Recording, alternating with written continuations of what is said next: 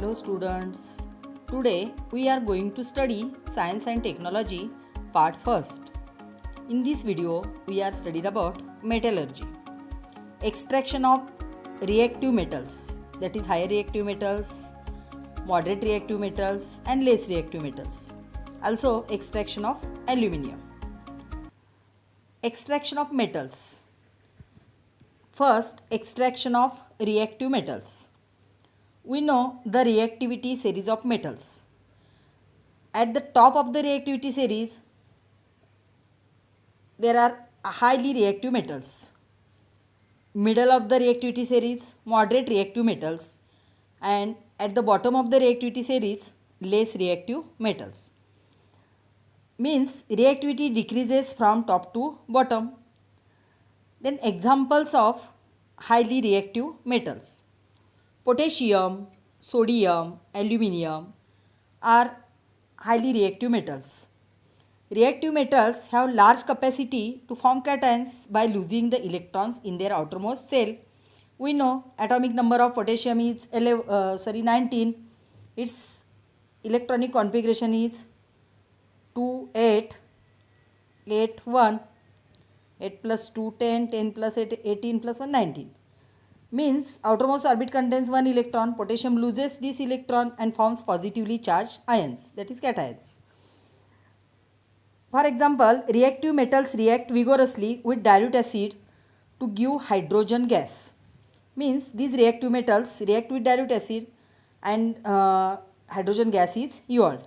Highly reactive metals burn by reacting with oxygen from air at room temperature. Means at room temperature, more reactive metals or highly reactive metals react with oxygen. Their extraction has to be done by electrolytic reduction. For example, the metals sodium, calcium, magnesium are obtained by electrolysis of their molten chloride salts. In this process, metal is deposited on cathode and chlorine is liberated at anode. The electrode reactions during the electrolysis of molten sodium chloride to get metallic sodium are as shown below. To show cathode reaction and anode reaction. At cathode, we know atomic number of sodium is 11. Its electronic configuration is 281. Means outermost orbit contains only one electron.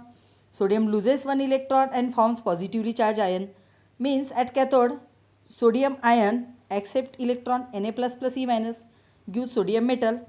Such reactions are known as reduction reaction. At anode, chlorine, atomic number of chlorine is 17. Means electronic configuration is 287. Outermost orbit contains 7 electrons. It accepts 1 electron and forms negatively charged ion.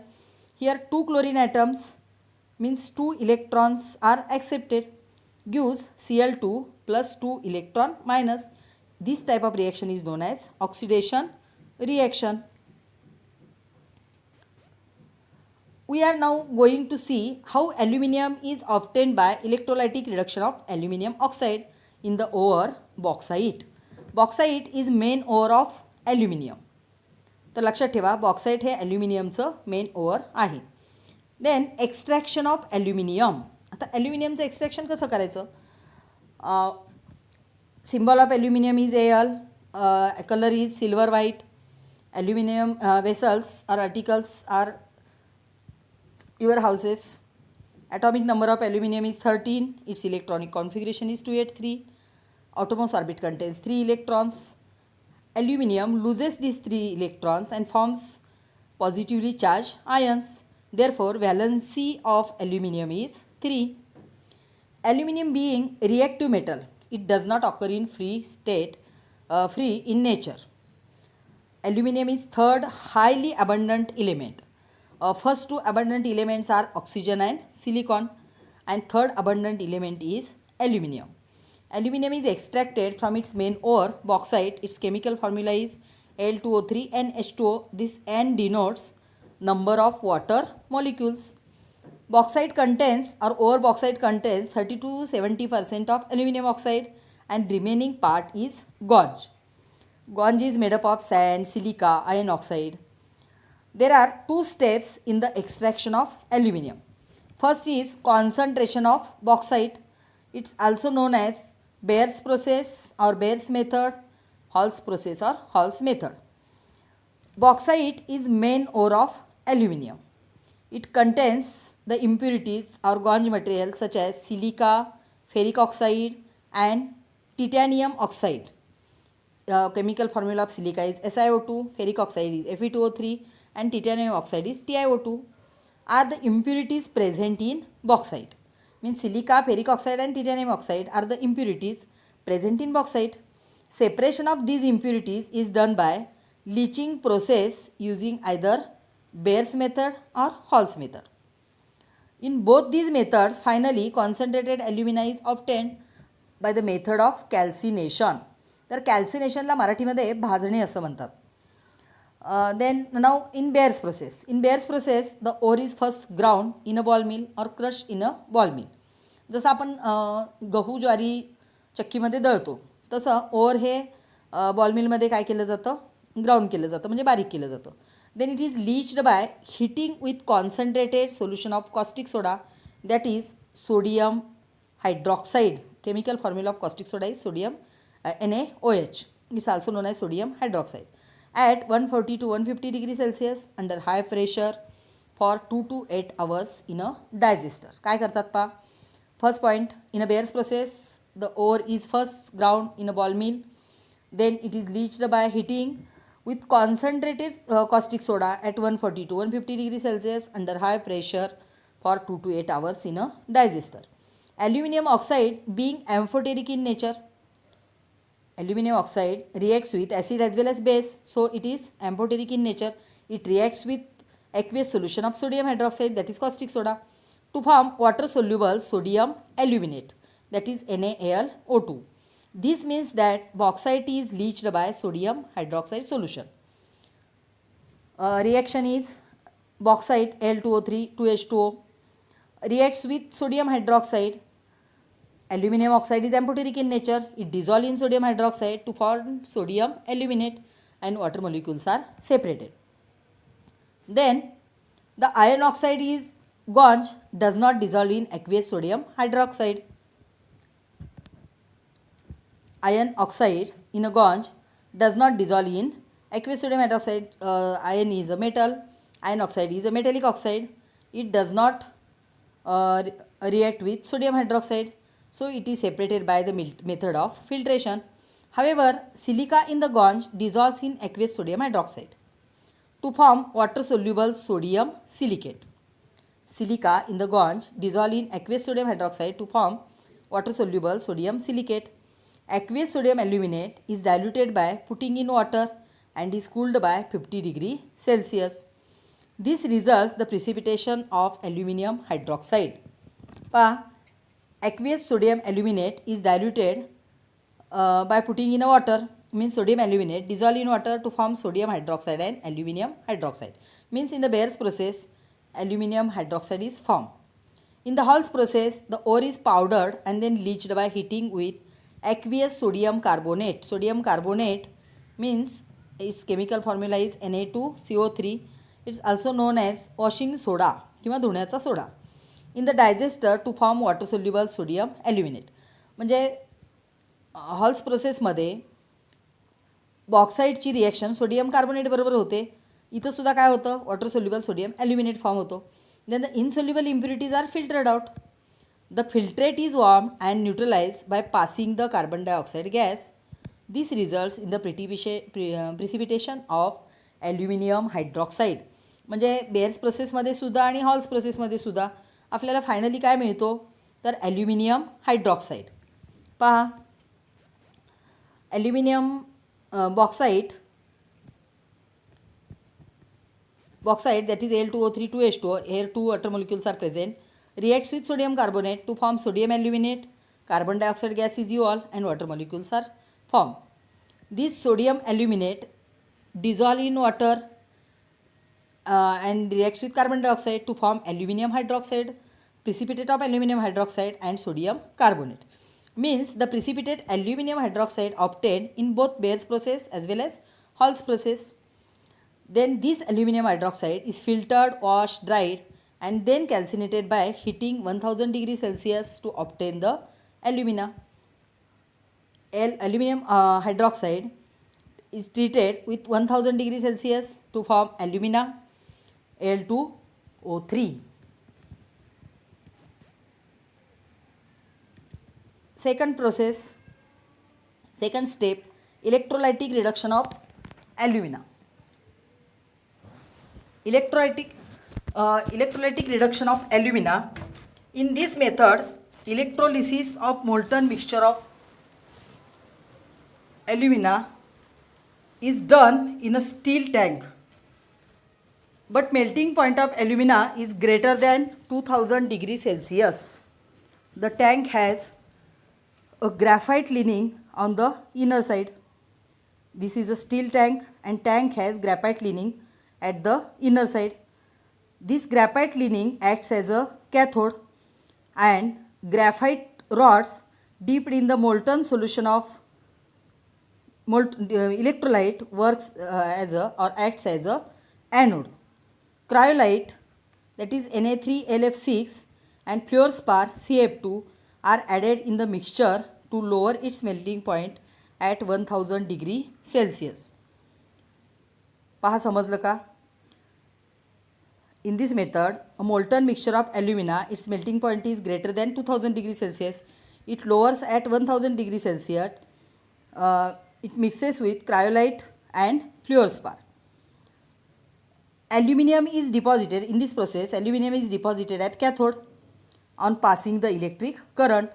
Molten aluminium is heavier than electrolyte, so it is collected at the bottom of the tank. It is taken out from there from time to time. Oxygen gas is liberated at anode and it reacts with this anode and carbon dioxide gas is formed. That is, anodes are burnt, so they are replaced by time to time. The electrode reactions are as shown below. Anode reaction 2O valency of oxygen is 2 forms oxygen plus 4 electron. Such reaction is known as oxidation reaction. पहा काय होतं ॲनोडवरती oxygen काय करतो, ऑक्सिजनचा item त्याच्या outermost ऑर्बिटमध्ये 6 electron असतात, तो 2 electron घेतो आणि 2 निगेटिव्हली चार्ज आयन्स फॉर्म करतो. त्यामुळे 2O gives O2 plus 4 electron minus एका ॲटमला 2 व्हॅलन्सी म्हणजे 2 ॲटम्स आहेत म्हणून इथं 4 इलेक्ट्रॉन झाले. At cathode Al3 plus valency of aluminium is 3 reacts with 3 electron to forms metal aluminium. Such reaction is known as reduction, means at anode oxidation takes place and at cathode reduction takes place. The liberated oxygen reacts with anodes to form carbon dioxide gas. Liberated oxygen reacts with anodes to form carbon dioxide gas. So these anodes are burnt. The anodes have been changed from time to time. They get oxidized during the electrolysis of alumina. तर तुमच्या लक्षात आलं का? पहा, ॲनोडवरती oxygen liberate होतो आणि तो या ग्रॅफाईट रॉड बरोबर रिॲक्ट होतो आणि कार्बन डायऑक्साईड फॉर्म होतो, म्हणजे त्याचं ऑक्सिडायझेशन होतं आणि ते बर्न्ट होतात. म्हणून ते टाईम टू टाईम काय करावे लागतात, चेंज करावे लागतात. Extraction of moderately reactive metals. आता आपण हाय रिॲक्टिव्ह मेटल्सचं एक्स्ट्रॅक्शन पाहिलं, तर extraction of moderately reactive metals. What are the moderately reactive metals? In the middle of the reactivity series, metals such as iron, zinc, lead, copper are the moderately reactive metals. In which form do the moderately reactive metals occur in nature? The moderately reactive metals are not occurred in free state. They occurs in nature in the form of sulfide salts or carbonate salts. म्हणजे moderately reactive metals हे free नसतात, तर ते sulphide किंवा carbonate साल्ट्सच्या स्वरूपामध्ये असतात. The metals in the middle of the reactivity series such as iron, zinc, lead, copper are the moderately reactive metals. Usually they occur in the form of their sulphide salts or carbonate. It is easier to obtain metals from their oxides rather than sulfides or carbonates. पहा, metal जर आपल्याला extract करायचं असेल तर तो sulphide किंवा कार्बोनेटपासून extract करण्यापेक्षा ऑक्साईड्सपासून extract करणे काय होते, सोपे जाते. मग त्यासाठी काय केलं जातं, तर roasting and calcination. The sulfide ore are strongly heated in air to transform them into oxides. This process is known as roasting. पहा काय केलं, sulphide ore are strongly heated in air to transform them into oxide. This process is known as roasting. For example, here sulfide ore, zinc sulfide reacts with oxygen in the excess of air to form zinc oxide and sulfur dioxide gas is evolved. This process is known as roasting. Or carbonate ore are strongly heated in a limited supply of air to transform them into oxides. This process is known as calcination. For example, zinc carbonate is strongly heated in limited supply of air to form zinc oxide and carbon dioxide gas is formed. तर हे का केलं जातं तुमच्या लक्षात आलं का पहा. तर मेटलचं एक्स्ट्रॅक्शन सल्फाईड किंवा कार्बोनेटपासून करण्यापेक्षा ऑक्साईडपासून करणे काय होते, सोपे जाते. आणि म्हणून सल्फाईड ओरचं किंवा कार्बोनेट ओरचं कन्व्हर्शन ऑक्साईड ओरमध्ये करण्यासाठी रोस्टिंग आणि कॅल्सिनेशन या प्रोसेसचा उपयोग केला जातो. The zinc oxide so obtained is reduced to zinc by using suitable reductant. Zinc oxide so obtained is reduced to zinc by using suitable reactant. Reactant used is carbon. Carbon is a reductant. Zinc oxide react with carbon to form zinc and carbon monoxide. तर zinc oxide पासून zinc मिळवण्यासाठी carbon हा रिडक्टंट use केला जातो आणि zinc separate मिळवला जातो. Apart from carbon, sodium, calcium, aluminium are also as reducing agent for the reduction of metal oxide to obtain the metal. तर तुम्हाला जर रिडक्टंट किंवा रिड्युसिंग एजंट्स विचारले, एक्झाम्पल्स नेम द फॉलोइंगला वगैरे विचारतात. Reducing agents carbon, sodium, calcium, aluminium, these are the reducing agents. This is because these metals displace a moderately reactive metal from its compound. आता हे रिड्युसिंग एजंट काय use केले जातात, carbon, sodium, calcium, aluminium हे reducing agent काय use केले जातात, तर ते काय करतात, metal displaces moderately reactive metal from its compound. त्याच्या कंपाऊंडमधून मेटल काय करतात, डिस्प्लेस करतात, त्याला बाजूला काढतात.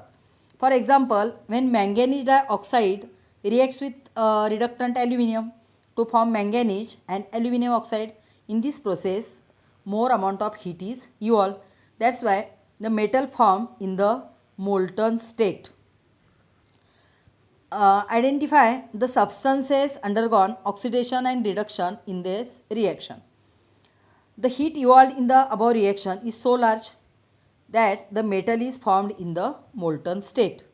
याच्यामध्ये भरपूर प्रमाणामध्ये उष्णता बाहेर टाकली जाते, त्यामुळे आपल्याला मेटल मोल्टन स्टेटमध्ये फॉर्म झालेला पाहायला मिळतो. Another similar example is the thermit reaction. आता thermit reaction काय पहा, here iron oxide reacts with aluminum to form iron and aluminum oxide. Same reaction, manganese dioxide आणि iron oxide ची same reaction आहे. Iron oxide reacts with aluminum to form iron and aluminum oxide. In this reaction also more amount of heat is evolved. Means reducing agent reacts with oxides of metals, it displaces the metals, and in these reactions more amount of heat is evolved. Then extraction of less reactive metals. These less reactive metals are present at the bottom of the reactivity series. That is why they are found in these are less reactive, that is why they are found in free state in nature. For example, silver, platinum, gold, they are less reactive metals. They do not react with air, moisture or any gas present in the air. The reserves of copper in free state are very few. आता कॉपरचे जे reserves आहेत ते खूप कमी आहेत. Presently copper is found in mainly in the form of copper sulphide Cu2S. Copper is obtain from copper sulphide over just by heating in air.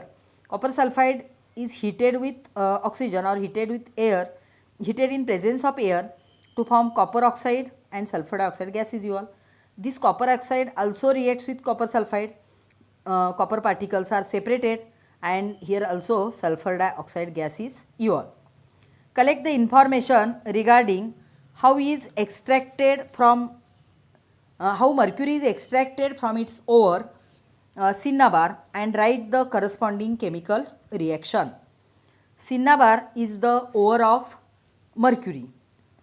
Its formula is HGS. HGS is a cinnabar. It reacts with oxygen to form mercuric oxide HgO and sulfur dioxide gas is EOL. Now balance this reaction. Here in a product 2 + 1 3 oxygens are present. Here only 2 oxygens. आता समजा आपण इथं 2 लिहिले तर 4 होतील, पण इकडे 4 कसे करता येतील पहा. समजा इथे आपण 2 लिहिले तर हे 2 ऑक्सिजन हे 2 4 होतील, पण इथं मर्क्युरी 2 झाल्यामुळे इथं 2 लिहावे लागतील. आता सल्फर 2 झाल्यामुळे इथं 2 पुन्हा लिहावे लागतील. आता ऑक्सिजन किती झाले 2 * 4 + 2 6 म्हणजे इथं 3 लिहावे लागतील. Means mercury reacts with oxygen two form mercuric oxide and sulphur dioxide gas is EOL. Again this mercuric oxide means HgO is heated strongly, then mercury is separated Hg and oxygen gas is EOL. Now balance this 2 2. Next, refining of metals. Metals obtained by various reduction process are not very pure. आपण ज्या ज्या प्रोसेसनी metal obtain करायला पाहिलं ते pure नसतात. They contain some impurities. The impurities need to be separated to obtain pure metal. Electrolysis method is used to obtain pure metals from impure metal. म्हणजे impure मेटलपासून pure metal मिळवण्यासाठी electrolysis मेथडचा काय केला जातो वापर केला जातो. आता तो कसा केला जातो बघा. Here some questions are given. What is mean by corrosion. आता कोरोजन म्हणजे काय. Corrosion is degradation of material due to reaction with its environment. Corrosion is degradation of material due to reaction with its environment. Have you seen the following things? Old iron bars of buildings. तर बिल्डिंगचे तुम्ही गंजलेले वगैरे बार पाहिले असतील rust झालेले. It reacts with moisture or any other gases in the air and rust takes place. Copper vessels not clean for long time. आता copper vessel जर आपण बरेच दिवस जर स्वच्छ केले नसतील तर त्याच्यावरती आपल्याला ग्रीनिश लेअर आलेला दिसतो. Silver ornaments or idols expose to air for a long time. जी सिल्वर ऑर्नामेंट्स आहेत बराच काळ हवेमध्ये राहिली तर त्याच्यावरती काळा थर आलेला आपल्याला दिसतो. Old abandoned vehicles fit to be thrown away. तर रस्त्याच्या कडेला पार्क केलेली जुनी वाहनं तुम्ही पाहिली असतील, त्यांचे भाग बरेचसे सडलेले असतात किंवा रस्त्याने ते निकामी झालेले असतात. Think about it. Why do silver articles turn blackish while copper vessels turn greenish on keeping in air for a long time? The silver articles turn blackish on exposed to air for a long time. Why? Because silver sulfide is formed. Silver articles react with hydrogen sulfide, that is H2S. Silver reacts with hydrogen sulfide in air and silver sulfide is formed, that is Ag2S. And color of this silver sulfide is black. That's why black color layer is formed on the silver articles. Next, copper vessels turn greenish on keeping in air for a long time. In air, carbon dioxide is present.